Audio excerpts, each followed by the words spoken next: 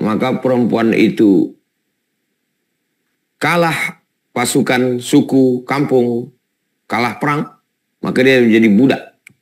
Nanti dia akan dimiliki oleh tuannya, boleh diperjualbelikan, sampai anak cucunya juga akan menjadi milik tuannya. Nah, di tengah perempuan yang seperti maaf seperti binatang diperlakukan itu, datanglah Islam. Nah, ketika Islam datang, bagaimana sih Islam menyikapi patriarki kekuasaan laki-laki itu? Nah, itu. Jadi orang belajar Islam itu perlu dia belajar sosiologi. Bagaimana sosial masyarakat sebelum Islam datang. Perlu belajar antropologi. Bagaimana sejarah budaya masyarakat tempat lahirnya Islam itu sebelum Islam datang. Baru dia bisa mengukur sehebat apa ajaran yang dibawa oleh Nabi Muhammad SAW. Itu sekelumit tentang bagaimana perempuan diberlakukan. Dan kalau punya anak perempuan, diberi kabar bahwa anakmu perempuan, maka wajahnya menghitam sambil menahan marah. Makanya dalam Quran dikatakan wa idzal mau'udatu su'ilat. Nanti anak-anak perempuan yang dikubur hidup-hidup itu akan ditanya bi ayyi dzambin qutilat. Kenapa kamu dibunuh hidup-hidup? Ayah kandungnya sendiri mengubur anak itu karena malu punya anak perempuan. Begitulah sebelum Islam. Nah, itu sebagai pengantar pembahasan yang pertama. Sekarang kita masuk pembahasan yang kedua. Surat An-Nahl ayat 97. An-Nahl ayat 97.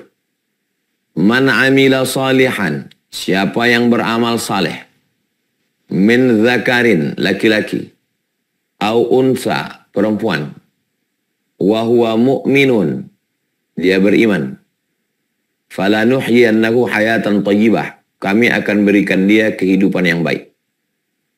Tidak lagi ada dikotomi laki-laki dan perempuan. Jadi sebelumnya yang dilihat itu laki-laki apa perempuan. Ketika Islam datang, mulai cara pandang berubah. Coba tengok ayatnya. Man amila salihan. Siapa yang beramal saleh. Kalau dulu sebelum Islam datang, yang dilihat bukan amal salehnya. Yang dilihat laki-laki apa perempuan. Sekarang mulai dirubah. Man amila salihan. Siapa yang beramal saleh. Berbuat baik. Bermanfaat untuk orang banyak. Min zakarin, dari laki-laki. Au unsa, atau perempuan. Wahwa mu'minun, dan dia beriman, percaya kepada Tuhan, percaya kepada Allah, percaya kepada Nabi Muhammad SAW, percaya kepada Al-Quran, percaya kepada hari kiamat, percaya kepada takdir. Falanuhyiyannahu hayatan thayyibah, kami berikan dia kehidupan yang baik. Islam datang merubah standar. Yang sebelumnya standar laki-laki, berubah standar. Siapa yang etos kerjanya paling bagus? Siapa yang paling bisa berbuat? Jenis kelamin tidak dilihat. Berikutnya yang ketiga. Al-mu'minun, laki-laki. Wal mu'minat, perempuan. Surat At-Taubah ayat 71. Surat At-Taubah ayat 71. Al-mu'minun, laki-laki. Wal mu'minat, perempuan. Bagaimana status mereka? Ba'duhum awliya'u ba'd. Mereka saling tolong-menolong. Laki-laki menolong perempuan. Perempuan menolong laki-laki. Jadi kalau begitu laki-laki tidak perfect. Tidak sempurna. Dia juga punya kekurangan. Dia ditolong oleh perempuan. Al-mu'minun, laki-laki. Wal mu'minat, perempuan. Ba'duhum awliya'u ba'd. Mereka saling tolong-menolong. Dalam hal apa? Ya'muruna bil ma'ruf. Mengajak orang buat baik. Wa yanhauna 'anil munkar. Melarang dari perbuatan mungkar. Dulu sebelum Islam datang, kalau laki-laki baik, kalau perempuan jahat. Tapi begitu Islam datang, al-mu'minun, laki-laki, wal mu'minat, perempuan, ba'duhum awliya'u ba'd. Mereka saling tolong-menolong. Laki-laki bisa mengajak perempuan, perempuan bisa mengajak laki-laki, tergantung siapa yang baik. Ya'muruna bil ma'ruf, mengajak buat baik, wa yanhauna 'anil munkar, melarang orang dari perbuatan mungkar. Perempuan pun, meskipun Mestinya tidak ada kata meskipun. Meskipun dia perempuan, itu kan artinya merendahkan perempuan. Perempuan berhak untuk menasehati siapapun. Karena tidak dilihat dirinya sebagai perempuan, tapi dilihat dirinya sebagai manusia, ciptaan Allah, beriman, orang berbuat baik. Jadi tidak lagi antara feminin maskulin. Tidak lagi antara laki-laki dan perempuan. Tapi yang dilihat adalah bagaimana dia bisa produktif, berbuat baik. Pembahasan yang keempat, surat Al-Hujurat ayat 13. Pembahasan yang keempat, surat Al-Hujurat ayat 14. Inna akramakum, sesungguhnya orang yang paling mulia di antara kamu. Sebelumnya yang paling mulia itu laki-laki. Begitu Islam datang, standar kemuliaan berubah. Inna akramakum, yang paling mulia di antara kamu, indallah, di sisi Allah, atqakum, yang paling takwa, yang paling takut kepada Allah. Walaupun laki-laki kalau tidak takut kepada Allah, tidak mulia. Perempuan kalau takut kepada Allah, mulia. Sebelumnya yang mulia laki-laki, perempuan tidak mulia. Islam datang mengangkat harkat martabat perempuan. Kamu perempuan kalau takut sama Allah, kamu lebih mulia daripada laki-laki yang tidak takut kepada Allah. Pembahasan kelima. Perempuan sebagai istri tidak berhak mendapatkan harta ketika suaminya meninggal. Maka datang Islam memberikan hak untuk istri. Surat An-Nisa ayat 12. Surat An-Nisa ayat 12.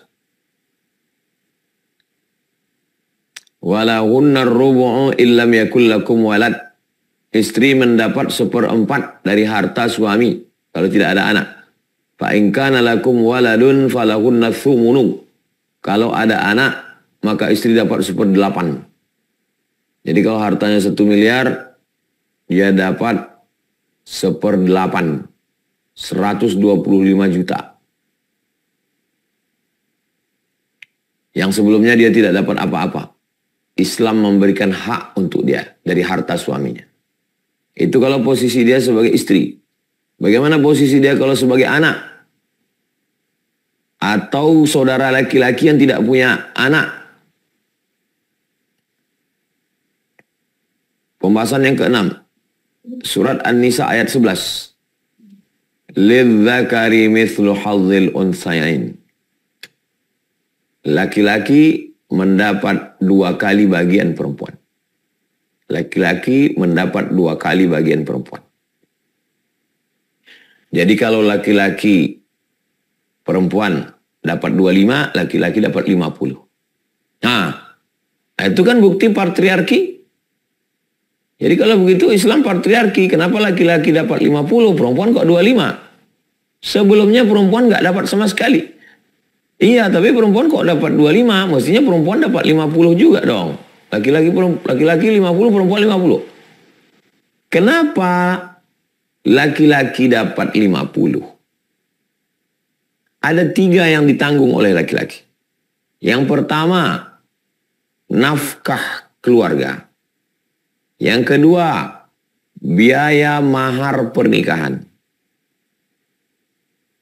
Yang keempat, harga diri laki-laki. Laki-laki yang tidak berharta, dia tidak punya harga diri, kehormatan di tengah keluarganya. Secara psikologis, tanya para psikolog, bagaimana laki-laki yang miskin, yang susah, menikah dengan anak orang kaya, kehilangan kepercayaan diri. Laki-laki menanggung 3 dalam rumah tangga. Menanggung makan, menanggung pakaian, menanggung tempat tinggal. Menanggung pendidikan. Jadi laki-laki dapat 50%, dapat 50, perempuan dapat 25, laki-laki dapat 100, perempuan dapat 50. Itu bukan karena laki-laki Islam patriarki, tapi karena ada tanggung jawab yang sangat besar di pundak laki-laki.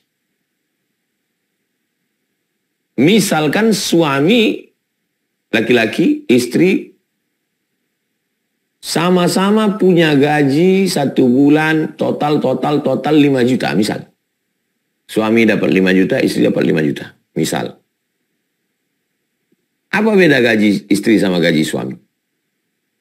Suami gajinya akan dipakai untuk beli makanan, pakaian, tempat tinggal, pendidikan, dan lain-lain. Gaji istri bulat, karena istri tidak ada tanggungan nafkah. Jadi ketika laki-laki diberi lebih pada warisan, bukan dia menyepelekan perempuan. Karena pengeluaran dia juga besar. Jadi kalau orang tidak paham dari hulu ke hilir, dia hanya paham hilirnya saja. Hulunya tidak dia pahami. Loh, kok ini besar sekali jatah dia? Karena pengeluaran dia juga besar. Itu sebagai perbandingan. Pembahasan ke-7. Tentang perempuan yang bisa diwarisi anak. Perempuan jadi barang harta warisan. Istri terakhir bapak bisa diwarisi anak pertama dari istri pertama. Hukum ini dibatalkan. Tidak boleh menikahi perempuan yang pernah dinikahi bapak. Surat An-Nisa ayat 22. La tankihu ma nakaha abaukum. Janganlah kamu, haram hukumnya menikahi perempuan yang sudah pernah dinikahi bapak kamu. Dalam mazhab Syafi'i, antara anak tersebut dengan ibunya itu mahram mu'abbad. Walaupun bapaknya sudah meninggal dunia, dia tetap menjadi mahram. Ibu dia itu, walaupun tidak ibu kandung. Begitulah Islam datang membebaskan manusia dari perbudakan perbinatangan. Poin yang ke-8. Tentang perempuan bisa jadi tawanan, perempuan jadi budak, perempuan jadi sahaya, perempuan jadi hamba. Surat Al-Balad ayat 13. Pembahasan ke-8. Surat Al-Balad ayat 13. Fakku raqabah. Bebaskan budak hamba saya. Mau kamu amal yang paling hebat? Fakku raqabah. Bebaskan budak hamba saya. Budak hamba saya dapat 1/8 dari jatah harta zakat. Innamas sadaqatu lil fuqara wal masakin wal amilin 'alaiha wal mu'allafati qulubuhum wa fir riqab wal gharimin wa fi sabilillah wa ibnis sabil. Wa fir riqab, budak hamba saya dijanjikan oleh tuannya, kau kubebaskan kalau sanggup membayar 100 juta. Lalu dia datang ke Baitul Mal. Si perempuan yang jadi budak hamba saya tadi ngelapor ke Baitul Mal. Wahai tuan penjaga Baitul Mal, kata tuan saya, kalau saya bisa bayar 100 saya bebas. Maka Baitul Mal memberi dia 100 supaya dia bisa membebaskan dirinya. Salah satu cara Islam melepaskan orang dari perbudakan. Makanya hari ini perbudakan sudah tidak ada lagi. Islam melepaskannya pelan-pelan sehingga tak ada lagi perbudakan. Membayar kafarat sumpah. La yu'akhidhukumullah billaghwi fi amanikum walakin yu'akhidhukum bima kasabat qulubukum. Fa kafaratu it'amu 'asharati masakin au kiswatuhum au tahriru raqabah. Beri makan 10 fakir miskin atau kasih makanan atau bebaskan budak hamba saya. Jadi membebaskan budak hamba sahaya dalam beberapa ritual ibadah Islam, apakah itu sebagai ibadah utama atau sebagai sedekah atau sebagai penebus dosa atau sebagai penebus larangan, untuk memotivasi orang supaya menghapuskan perbudakan secara pelan-pelan.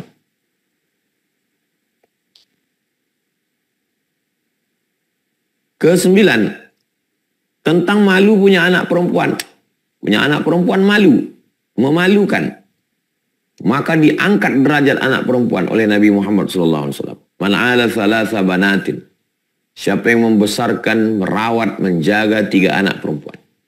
Fa'addabahunna, dididik dengan baik. Wa zawwajahunna, dinikahkan dengan orang baik. Wa ahsana ilaihinna, buat baik sampai mati. Falahul jannah, maka surgalah baginya. Man ala thalatha banatin, siapa yang punya 3 anak perempuan. Fa'addabahunna, dididik dengan baik. Wa zawwajahunna, dinikahkan dengan orang baik. Wa ahsana ilaihinna, buat baik sampai mati. Falahul jannah, maka surgalah baginya. Anak perempuan yang memalukan, yang menjengkelkan, yang dianggap sumber aib, malah menjadi kunci surga. Datang sahabat Nabi, kalau bagaimana aku cuma 2 orang perempuan ya Rasulullah anakku. Kata Nabi, 2 pun juga dapat surga. 10, poin ke-10. Ketika sahabat Nabi datang menjumpai Nabi Muhammad SAW dan bertanya, Man ahaqqun nas bi husni suhbati. Siapa orang yang paling layak mendapatkan baktiku? Banyak manusia, siapa yang paling layak mendapatkan baktiku? Nabi mengatakan, ummuka, ibumu. Thummaman, siapa lagi? Ummuka. Thummaman, siapa lagi? Ummuka. Thummaman, siapa lagi? Abuka. Kalau secara feminin maskulin, pasti Nabi akan mengatakan abuka. Tapi Nabi mengatakan ummuka, ibumu. Kedudukan perempuan. 12. Datang seorang sahabat Nabi izin mau ikut perang. Saya mau ikut perang, mau mati jihad fisabilillah. Kata Nabi, alaka min ummin, ibumu masih hidup? Kata dia, ya ibu saya masih hidup. Ilzam rijlaiha fathammal jannah. Kau urus telapak kakinya, kau dapati surga di sana. Kau urus telapak kakinya, kau dapati surga di sana. Kata Nabi SAW.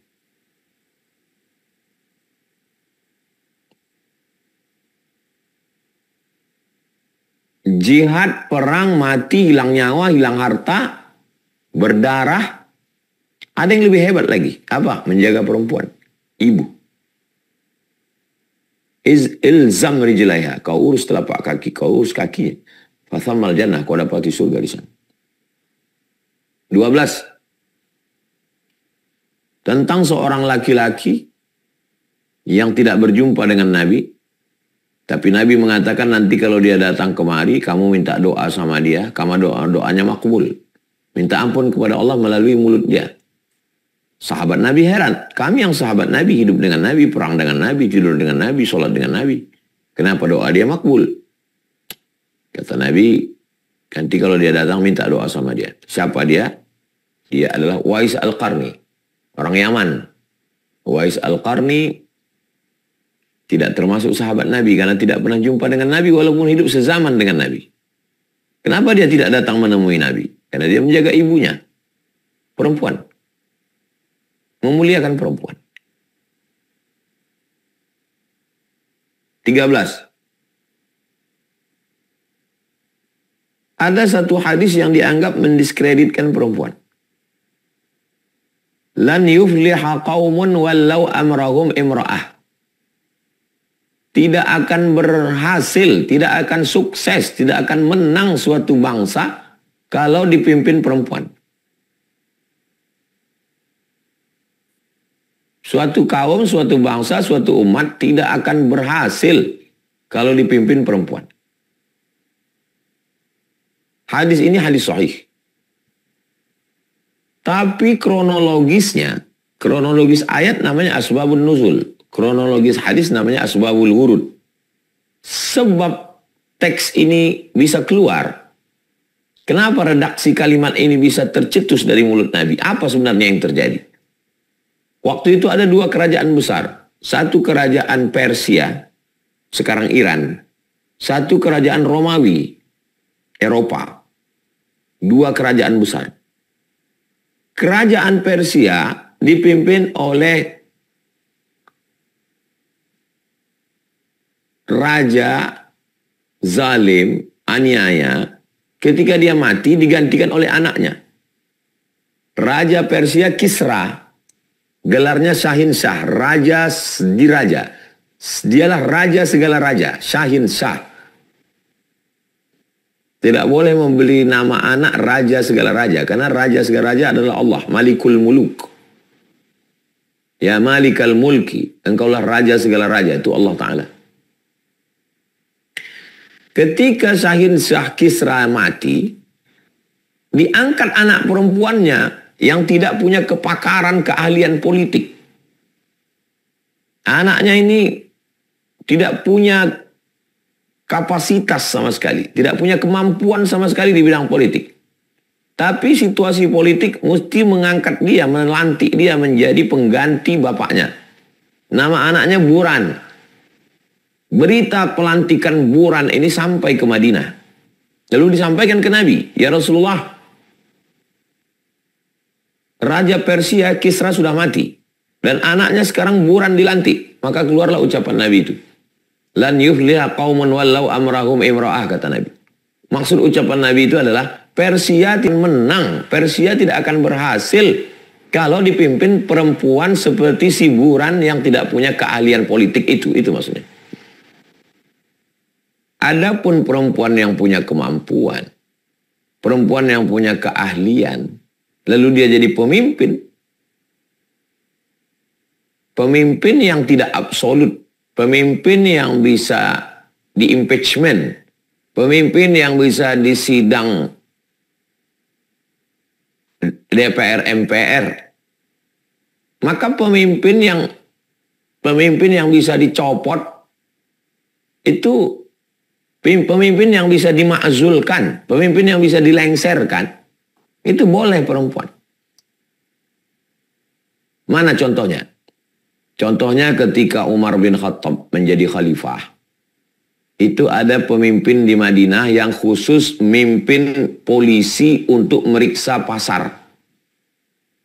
Jadi pasar-pasar itu ada pengawasnya. Ini timbangannya lengkap enggak, ini 1 kilo.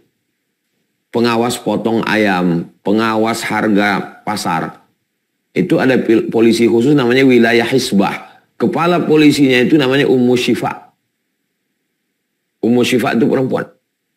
Itu dalil bahwa boleh mengangkat pemimpin perempuan kalau dia bisa dicopot, bisa di-impeachment, bisa dimakzulkan. Yang tidak boleh itu perempuan menjadi pemimpin absolut yang nggak bisa dicopot. Siapa itu? Amirul Mukminin. Big state. Big state. Pemimpin besar seluruh dunia. Lalu kemudian diangkat perempuan. Itu tidak bisa. Tapi kalau pemimpin yang bisa dilengserkan, pemimpin yang bisa di-impeachment, pemimpin yang bisa dimakzulkan, pemimpin yang bisa dijatuhkan dengan sidang, itu maka boleh perempuan. Karena kekuasaan dia tidak absolut. Kekuasaan dia terbantahkan. Bukan kekuasaan yang tak terbantahkan. Kemudian pembahasan yang keempat tentang perempuan bekerja. Perempuan bekerja, pokoknya perempuan hanya di rumah saja. Perempuan tidak boleh beraktivitas. Islam adalah patriarki. Ada seorang perempuan namanya Asma, anak Abu Bakar, membawa makanan kambing onta di atas kepalanya. Lalu Nabi melihat dia mengambil makanan itu. Dan Nabi tidak marah, tidak melarang, tidak menyuruh. Itu menunjukkan makna takrir namanya. Kalau Nabi melarang, nahi namanya, larangan. Kalau Nabi menyuruh, namanya amar, perintah. Kalau Nabi diam, itu namanya takrir. Takrir artinya setuju. Itu dalil bahwa perempuan boleh bekerja dengan syarat dan ketentuan berlaku. Tidak berdua-duaan dengan yang tidak mahram. Tidak musafir, jarak qasar salat tanpa mahram. Tidak bersolek-solek jahiliyah. Tidak bersuara mendayu-dayu. Tidak menimbulkan fitnah. Maka kalau cukup syarat itu izin suami, maka perempuan boleh bekerja, boleh beraktivitas. Itu 14 lebih kurang pembahasan kita terkait apakah Islam itu patriarki. Dari mulai kita bahas sebelum Islam, kemudian ayat-ayat persamaan, lalu kemudian ayat-ayat bantahan, dan beberapa isu kontemporer. Itu sebagai pengantar dialog kita malam ini, lebih kurang 30 menit. Saya kembalikan ke Bang Alvin Firdaus. Kita bahas lebih panjang lebar dalam dialog interaktif. Terima kasih. Wassalamualaikum warahmatullahi wabarakatuh. Waalaikumsalam warahmatullahi wabarakatuh. Masya Allah, ada 14 reason Bapak Ibu, ada 14 alasan tadi kenapa kemudian Islam itu memang bukan patriarki. Tidak betul sama sekali bahwa Islam itu patriarki. Baik, kita langsung masuk ke sesi tanya jawab. Sudah ada cukup banyak yang raise hand. Saya langsung saja persilahkan pada Bapak Ibu yang angkat tangan dan juga buka kamera. Yang saya persilahkan hanya yang angkat tangan dan open kamera. Saya persilahkan pertama Ibu Aisyah dari Gresik. Silakan Ibu dibuka mic-nya. Assalamualaikum warahmatullahi wabarakatuh, Ustadz. Waalaikumsalam warahmatullahi wabarakatuh. Terima kasih atas kesempatannya. Ini saya mau tanya mengenai warisan. Yang pertama, bolehkah sawah warisan itu dijual dan hasil penjualannya digunakan untuk ibadah umroh dan mengumrohkan kedua orang tua yang sudah meninggal? Yang kedua, apakah boleh hasil penjualannya itu juga untuk usaha? Itu aja Ustadz, terima kasih.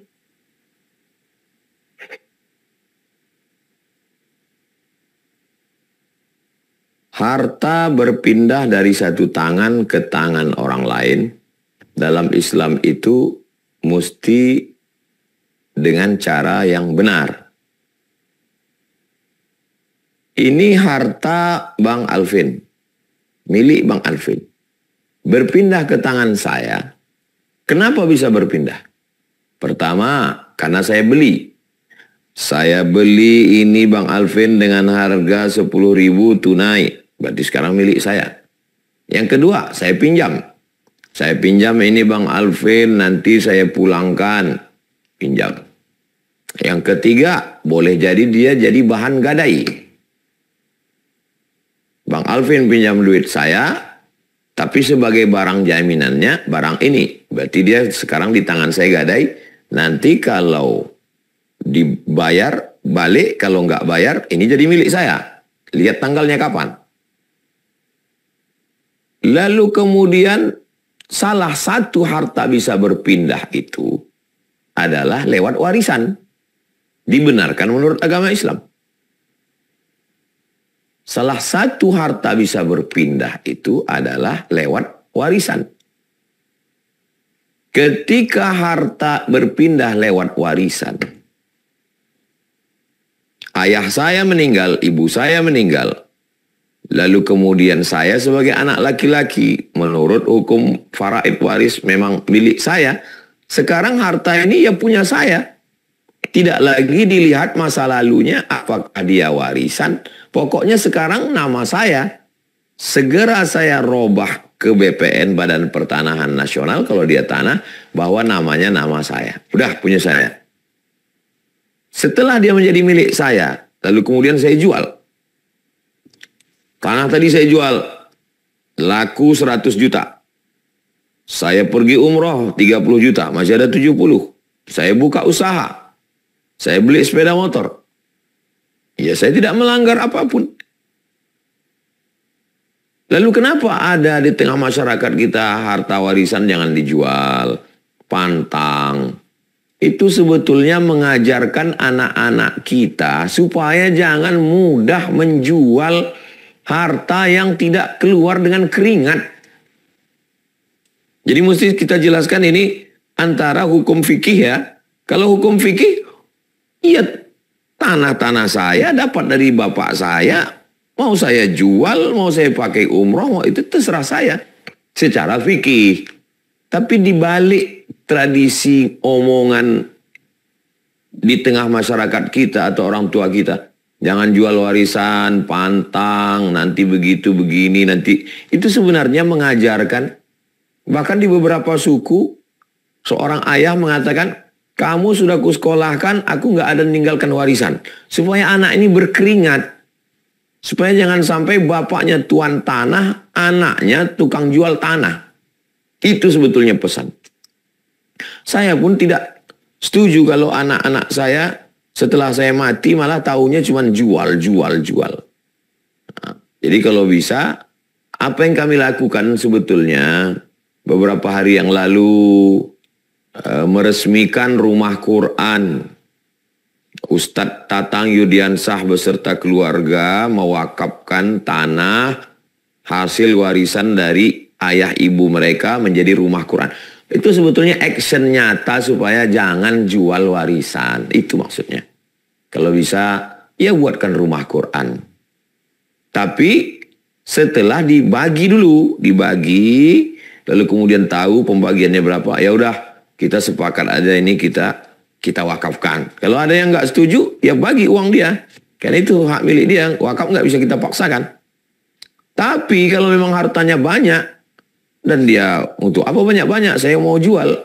Kesimpulannya Ibu, jual belinya sah.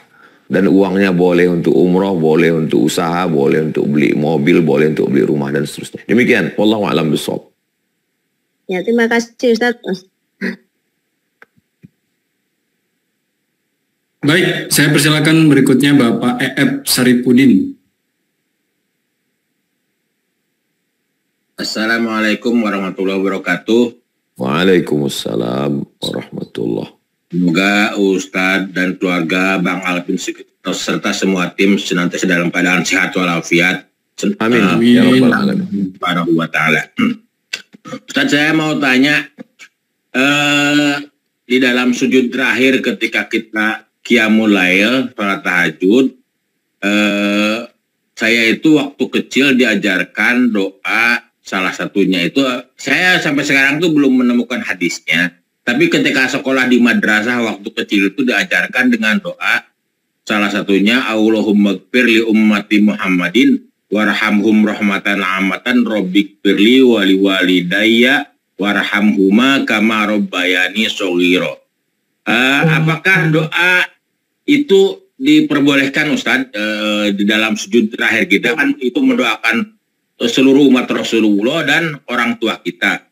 Yang kedua, di dalam sujud terakhir itu kan Rasulullah pernah sujudnya itu hampir lama sama dengan lamanya berdiri. Berarti kalau misalnya kita memperbanyak doa dalam bahasa Arab seperti Rabbana gfir lana wa li ikhwanina alladzina sabaquna bil iman, termasuk Rabbana la taj'alid dunya fi qulubina, dan berbagai macam doa yang dalam bentuk bahasa Arab yang istilahnya ada dalam hadis-hadis Rasulullah, itu diperbolehkan ketika kita sujud terakhir dalam sholat tahajud kita, Ustaz. Demikian. Assalamualaikum warahmatullahi wabarakatuh. Waalaikumsalam warahmatullahi wabarakatuh. Yang pertama, aqrabu ma yakunul abdu min rabbih fa huwa sajid.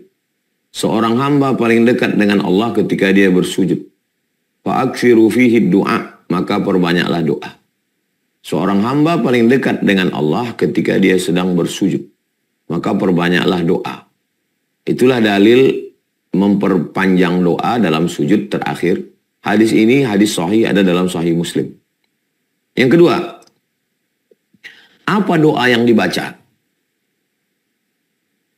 Apakah boleh membaca doa yang tidak ada dalam Quran, yang tidak ada dalam hadis? Seorang sahabat Nabi bangun dari ruku waktu i'tidal membaca Sami Allahu liman hamidah, alhamdulillahi hamdan tayyiban katsiran mubarakan fih. Doa ini tidak pernah diajarkan Nabi. Nabi hanya mengajarkan Rabbana lakal hamdu mil'us samawati wa mil'ul ardi wa mil'u ma syi'ta min syai'in ba'd. Dia baca doa yang lain. Selesai sholat Nabi tanya, apa yang kau baca? Kata Nabi. Siapa yang membaca doa itu tadi? Saya ya Rasulullah. Manil qail, siapa yang baca? Kata dia, ana, saya. Kata Nabi, futihat abwabus sama, pintu langit terbuka. Ya batadirun, malaikat berlomba-lomba ingin mencatat doa yang kau baca tadi. Hadis ini ada dalam Sahih Al-Bukhari. Lalu dijelaskan oleh Imam Al-Hafiz Ibnu Hajar Al-Asqalani. Fathul Bari, Syarah Sahih Al-Bukhari. Kalau kita baca Sahih Bukhari, jangan baca Sahihnya saja, baca syarahnya. Ini namanya Fathul Bari, Syarah Sahih Bukhari. Kata Al-Hafiz Ibnu Hajar Al-Asqalani dalam Fathul Bari, jawazu ihdasi zikri ghairil ma'sur fi salah ma lam yukhalif bil ma'sur. Berdasarkan hadis ini, boleh membuat doa, boleh membaca doa yang tidak ada dalam Al-Quran, tidak ada dalam hadis, selama doa itu tidak bertentangan dengan Al-Quran dan hadis Nabi. Jadi kalau Bapak mengatakan, Rabbighfirli wali akhi, wali zaujati, wali ibni, ya Allah ampunkan aku, ampunkan saudaraku, ampunkan kakakku, ampunkan istriku, ampunkan anakku, ampunkan kawanku. Enggak ada doa itu dalam Quran. Seperti teks yang Bapak sebut. Boleh hukumnya. Kenapa? Karena doa itu tidak bertentangan dengan Al-Quran dan hadis. Maka doa yang Bapak sebut tadi, Allahumma ghafirli ummati Muhammad. Ya Allah ampunkanlah umat Nabi Muhammad SAW. Waghfirli wali walidayya warhamhuma. Ampunkan ibuku, ampunkan ayahku, kasihi mereka berdua. Susunan redaksi seperti ini tidak ada dalam hadis Nabi. Disusun sendiri, hukumnya boleh selama dia pakai bahasa Arab. Karena sholat di luar bahasa Arab, kalau dilafazkan di mulut, batal sholat. Sepakat semua ulama, tidak ada ikhtilaf. Kalau mau doa tapi tidak bahasa Arab, enggak. Bisa ngomong Arab, doanya dalam hati saja. Jangan dilafazkan di mulut. Supaya sholat itu tidak bercampur dengan macam-macam. 3. Apakah pernah dipraktekkan oleh ulama tentang membaca doa yang tidak ada dalam Quran dan tidak ada dalam hadis? Pernah nggak mereka praktekkan? Ada dalam biografi Imam Syafi'i. Imam Ahmad bin Hanbal mengaku, da'autu lisyafi'i fi salati. Saya mendoakan Imam Syafi'i dalam salat saya. Bukan di luar salat, bukan setelah salat, dalam salat saya. Da'autu lisyafi'i fi salati. Saya mendoakan Imam Syafi'i dalam salat saya. Arba'ina sanah, 40 tahun. Bunyi doanya, Rabbighfirli, ampunkan aku. Wali walidayya, kedua orang tuaku. Wali Muhammad bin Idris Asy-Syafi'i, dan ampunkan guruku Muhammad bin Idris Asy-Syafi'i. Ampunkan Imam Syafi'i. 4. Apakah di zaman sekarang ada orang membaca doa yang tidak ada dalam Quran, dalam hadis? Ada. Doa kunut nazilah. Doa khatam Quran tarawih di Masjidil Haram. Allahumma ansur ikhwanana al-mujahidina fi Falastin. Allahumma alaika bil Amerika wa man walahum. Ya Allah, aku serahkan pada engkau Amerika. Allahumma ansur Gaza. Kenapa boleh diucapkan itu dalam salat? Karena tidak bertentangan dengan Al-Quran dan Sunnah. Jadi silakan doa sepanjang-panjangnya. Baik di dalam sujud maupun setelah tasyahud akhir. Karena itu salah satu waktu-waktu mustajab berdoa. Demikian Pak Aib Sarifuddin. Wallahu a'lam. Jazakumullah khairan Ustaz, barakallahu fikum. Fikum barakah. Terima kasih Bapak EF atas pertanyaannya. Kami lanjutkan sesi tanya jawab ini Bapak Ibu. Tapi sebelum saya lanjutkan Bapak Ibu, seperti biasa saya mengajak Bapak Ibu untuk terlibat dalam amal soleh yang sedang hari ini kita lakukan bersama, yaitu pembangunan Pondok Pesantren Az-Zahra. Bapak Ibu bisa ikut kontribusi berdonasi mulai dari Rp10.000 dengan cara Bapak Ibu klik link sidak.id/UAS sidak.id/UAS. Alhamdulillah sudah di tahap ini Bapak Ibu saya izin untuk memutarkan video terakhir perkembangan pembangunan dari Pondok Pesantren Azhara.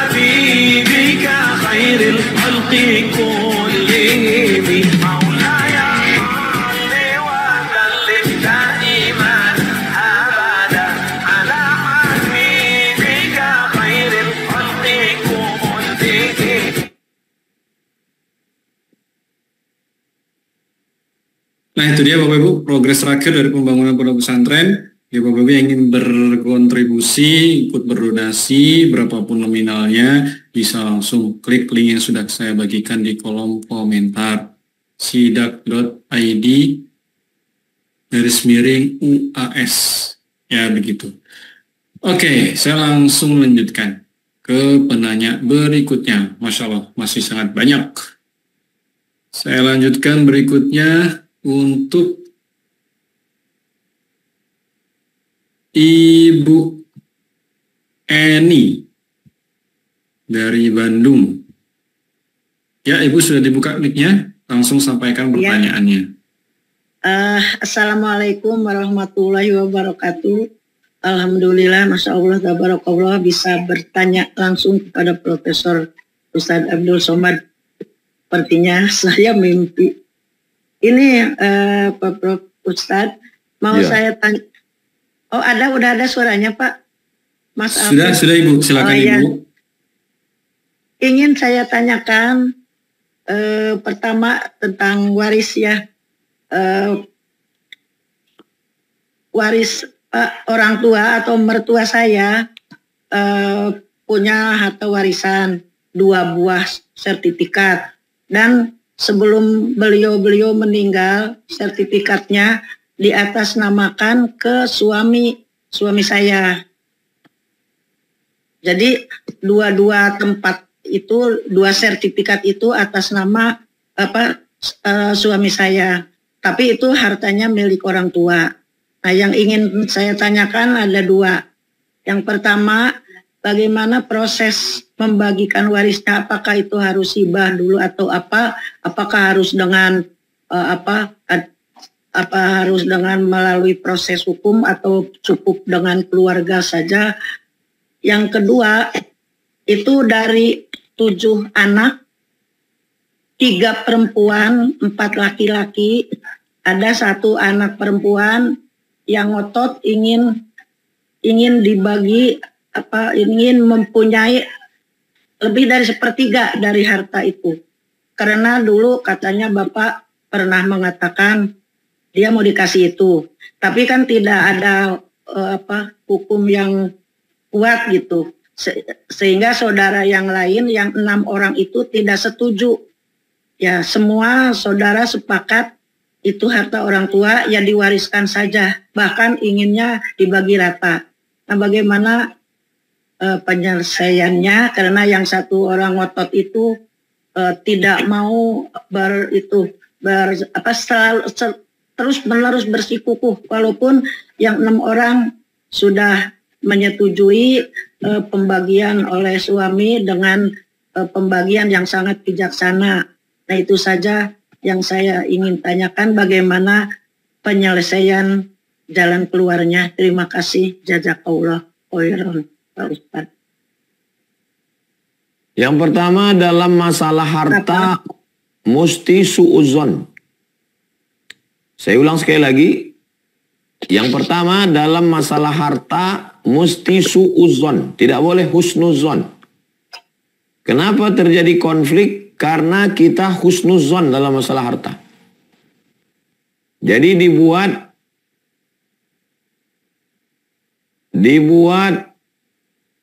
surat itu, ini ada dua kasus ini. Yang pertama, salah surat. Harta bapak dibuat atas nama menantu. Yang kedua, ada yang ngotot dapat 1/3 tapi tidak dibuat surat. Maka balikkan dulu surat, karena nanti ujung-ujungnya ke pengadilan. Balikkan dulu suratnya bahwa ini adalah milik almarhum. Duduk semua yang berkonflik bertikai duduk. Wa amruhum syura bainahum. Mereka memutuskan perkaranya berdasarkan musyawarah. Bahwa dua tanah ini adalah milik almarhum. Dibagi kepada 7 anak. Jadi di kantor pengadilan agama tingkat kabupaten, di situ sudah ada formulir nama ahli waris. Isi saja di situ nama ahli waris. Nanti hakim akan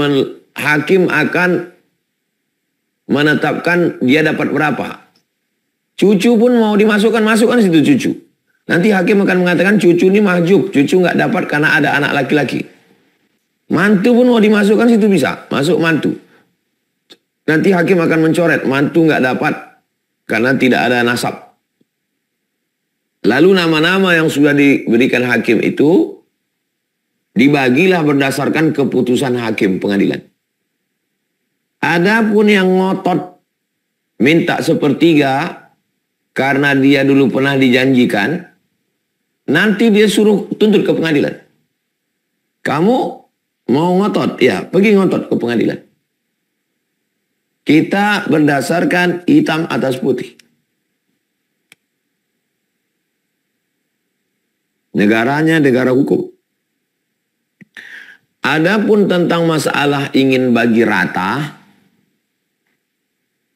anak laki-laki, anak perempuan bermusyawarah ingin bagi rata. Kita nggak usah bagi faraid lah, kita bagi rata. Bagi rata boleh, syaratnya 3. Yang pertama, semua ahli waris itu sudah akil baligh. Tidak gila, sehat pikirannya, akalnya. Kalau ada satu, mohon maaf, yang idiot, yang kurang akal nggak bisa. Mesti semuanya akil balik. Yang kedua, masing-masing tahu jatahnya berapa. Jatah kamu 1/4, jatah kamu 1/6, jatah kamu 1/3. Lalu kemudian dibagi rata, bagi yang jatahnya berlebih itu, dia ikhlas itu sebagai sodakoh kepada jatahnya yang sedikit tadi. Jadi kalau ada laki-laki jatahnya 50, dibagikan kepada perempuan yang sebetulnya jatahnya 25, berkurang 50 ini, bertambah 25 ini, maka yang 50 itu tahu sebenarnya jatah saya memang segitu dan sisanya itu memang saya sedekahkan. Kalau cukup 3 syarat, boleh bagi rata. Kalau tidak cukup 3 syarat, tidak boleh bagi rata. Demikian, wallahu a'lam bishawab.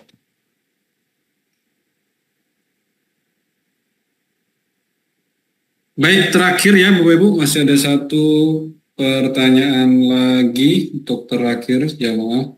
Ya, persilakan. Berikutnya Bapak Hengki Irawan.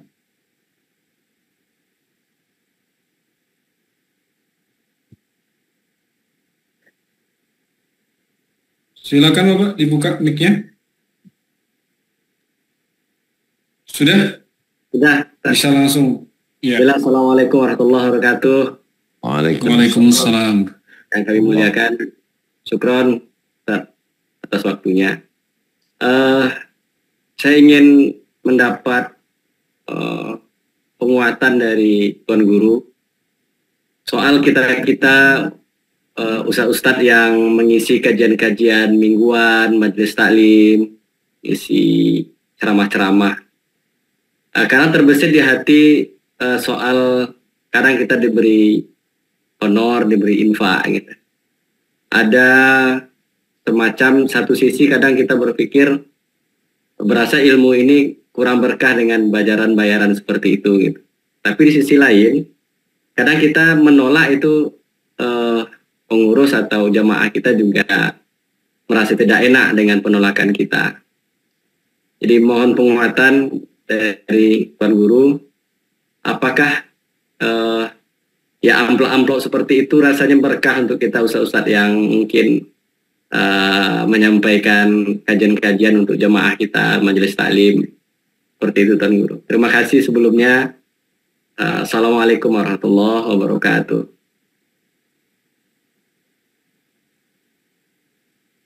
Ada hadis dalam Sahih Al-Bukhari.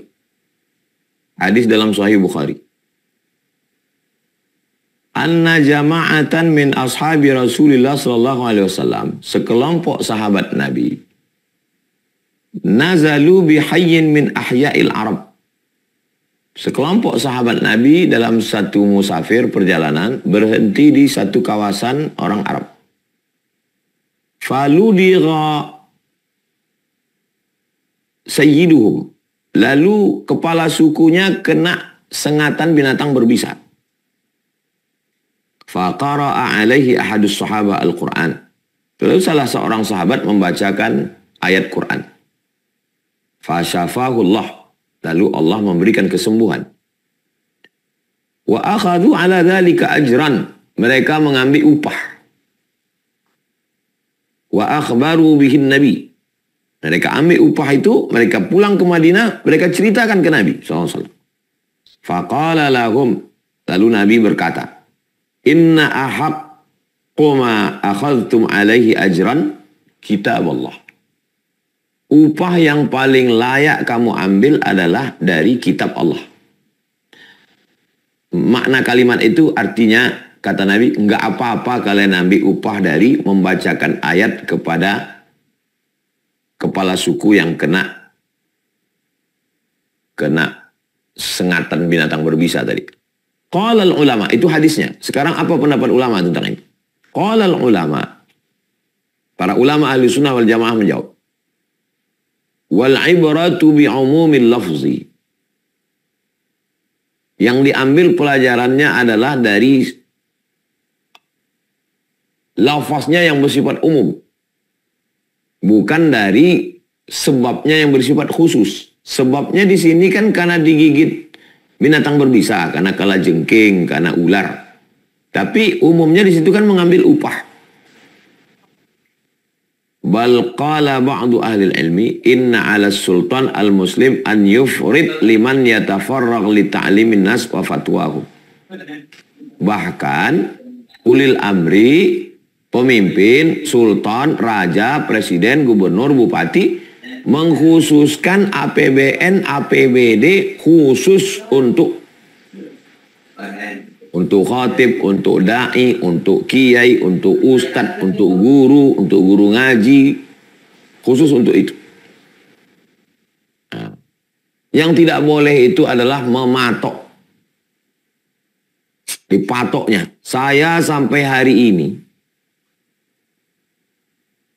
tidak pernah minta tiket pesawat eksekutif, mesti naik pesawat ini.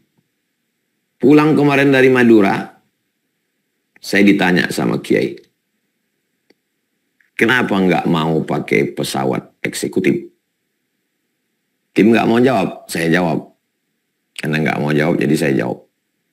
Nanti kalau saya udah terlalu enak pakai eksekutif, saya jadi minta.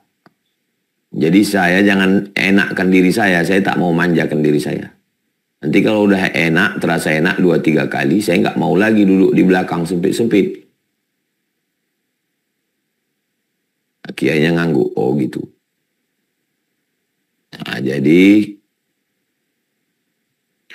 kalau sampai dia patok, itu nanti kalau saya pribadi, jangan sampai kita tahu, apalagi sampai mematok. Nanti rusak pikiran kita, rusak niat kita. Dari saya pulang tahun 2008, sampai hari ini tahun 2025, tak tahu saya musola, masjid, kantor, apa segala macam. Waktu saya ceramah ke Malaysia, jadi orang yang membawa saya itu bertanya.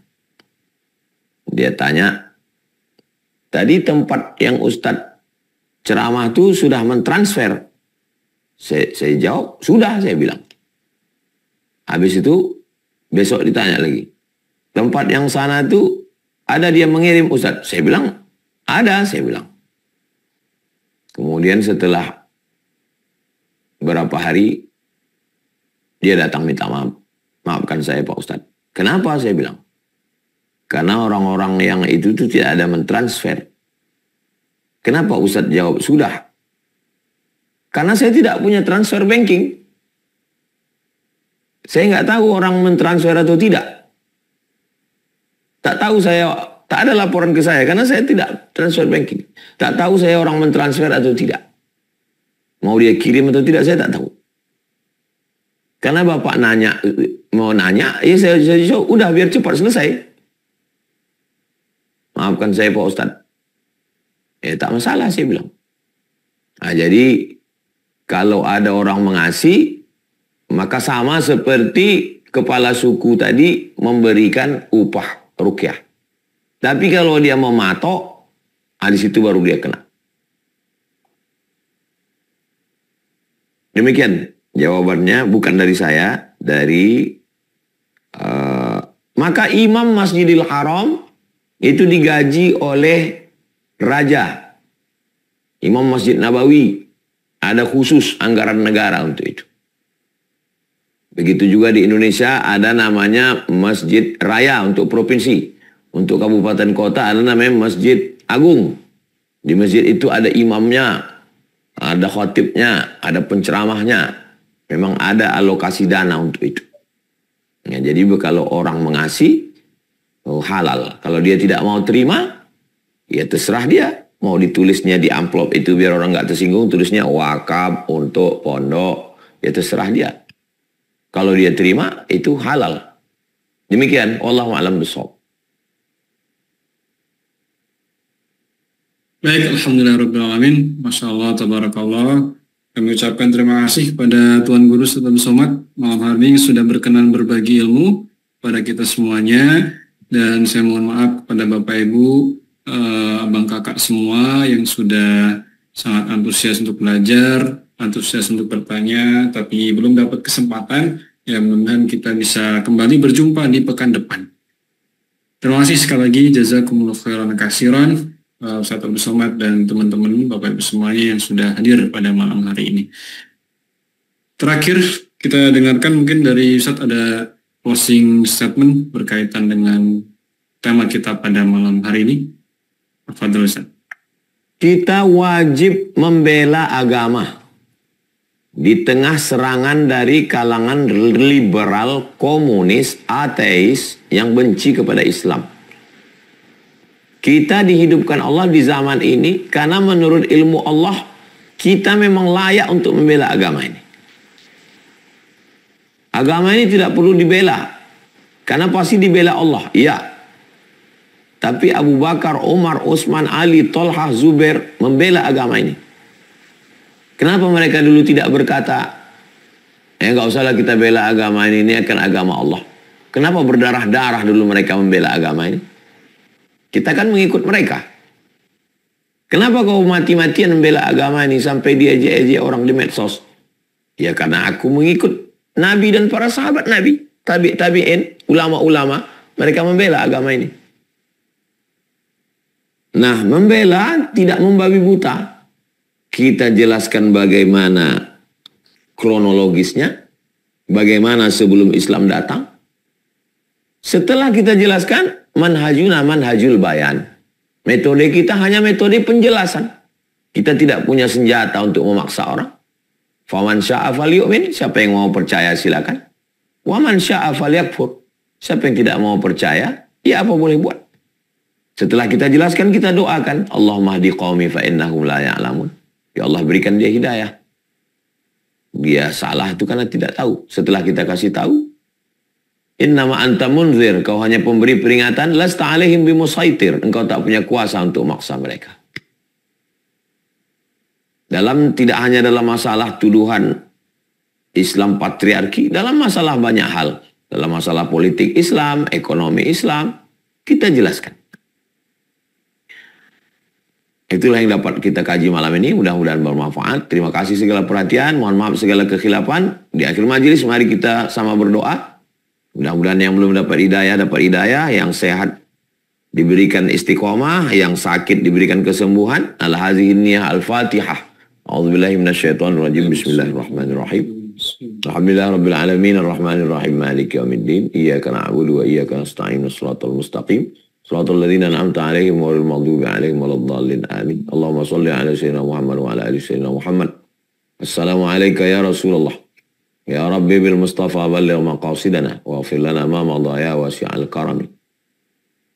Ya Allah, berkat kemuliaan Nabi Muhammad, sampaikanlah segala maksud niat baik kami. Wahfazna min kulli su' wa syarr wa makruh, jaga kami dari segala perbuatan maksiat dan dosa, malapetaka, bencana dan musibah. Allahumma ja'al hadzal balada baladan amina, jadikan negeri yang kami cintai ini negeri yang aman, damai, baldatun thayyibatun wa rabbun ghafur. La tusallit 'alaina bi dzunubina man la yakhafuka wa la yarhamuna. Jangan karena dosa kami lalu kau berikan kuasa untuk menguasai kami, orang yang tak takut padamu dan tak sayang pada kami. Rabbana hab lana minas shalihin, jadikan anak kami anak-anak yang saleh dan salihah. Rabbana hab lana min ladunka dzurriyyatan thayyibah, jadikan keturunan kami keturunan yang baik-baik. Rabbana atina fid dunya hasanah wa fil akhirati hasanah wa qina adzabannar. Wassallallahu ala sayyidina Muhammad wa ala alihi wasallam walhamdulillahirabbil alamin. Terima kasih segala perhatian. Terima kasih Bang Alvin beserta seluruh tim yang ada di Pontianak, tim yang di Riau. Wassalamualaikum warahmatullahi wabarakatuh. Waalaikumsalam warahmatullahi wabarakatuh. Alhamdulillahirrahmanirrahim. Tidak terasa Bapak Ibu sudah kurang lebih 1 jam kita belajar bersama guru kita. Saya mohon maaf selama memandu proses belajar pada malam hari ini. Majelis pada malam hari ini banyak sekali kekurangan.